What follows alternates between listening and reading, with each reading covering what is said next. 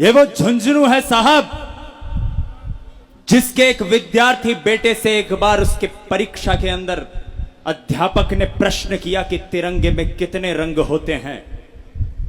उस झुंझुनू के बेटे के सामने जब अध्यापक ने कहा कि 3 रंग होते हैं, 4 रंग होते हैं, कितने रंग होते हैं, तो झुंझुनू का वो बेटा बोला कि गुरुजी तिरंगे में तो 5 रंग होते हैं।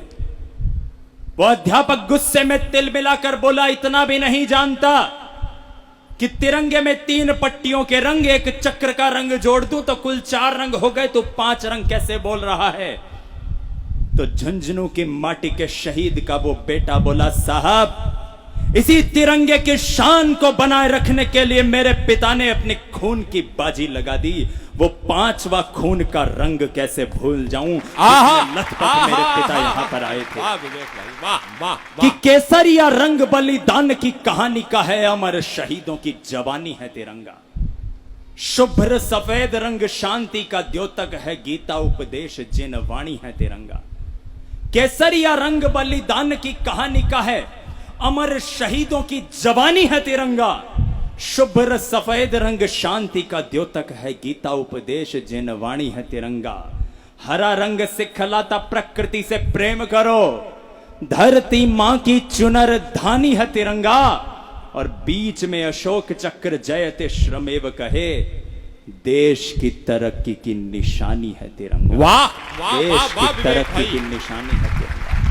आज झुंझुनू में अल्सीसर में इस तिरंगे के सम्मान में, देश के सैनिकों के सम्मान में कविता पढ़ना इसलिए भी सार्थक हो जाता है कि मुझे याद है एक बार एक पत्रकार बंधु ने, मैं मंच पर देख पा रहा हूं, मैं अपने सामने देख पा रहा हूं कि सांप्रदायिक समरसता की जो मिसाल झुंझुनू पेश करता रहा है, आज वो मिसाल इस कार्यक्रम में भी सार्थक होती जा रही है।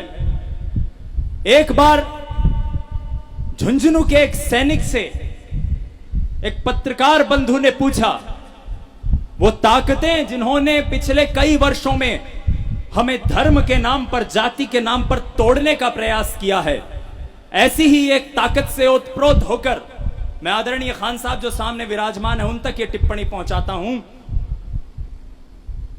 उस झुंझुनू के सैनिक से पत्रकार ने प्रश्न किया कि क्या तुम बता सकते हो कि देश की सेना में कितने हिंदू हैं, कितने मुसलमान हैं, कितने राजपूत हैं, कितने जाट हैं, कितने ब्राह्मण हैं, कितने सवर्ण हैं, कितने दलित हैं, कितने ईसाई हैं, कितने सरदार हैं। वो झुंझुनू का सैनिक बोला, एक भी नहीं है। उस पत्रकार ने फिर कहा कि क्या बात करते हो, ऐसा कैसे हो सकता है। उसने कहा कि जब भी भारत का कोई नागरिक देश की इस वर्दी को धारण कर लेता है तो उसे अपनी जाति और धर्म याद ही नहीं रहता साहब, एक ही बात याद रहती है कि मैं एक हिंदुस्तानी हूं, मैं एक भारतीय हूं। है समर शोणित पिपासु सामने शत्रु खड़ा, अब सिंह सी रणभूमि में हुंकार होनी चाहिए। शंभु का विष्पान हो, राघव का शरसंधान हो, या पार्थ के गांडीव की टंकार होनी चाहिए। थाम लो कूची कलम, ये काल का आह्वान है कि प्रेम की वाणी नहीं ललकार होनी चाहिए। और समय के मानस पटल पर रंकित एक एक वर्ण की रक्त रंजित खड़ग जैसी धार होनी चाहिए, रक्त रंजित खड़ग जैसी धार होनी चाहिए। इस समय क्या आवश्यकता है झुंझुनू हम पर, क्या आवश्यकता है देश के नागरिकों की,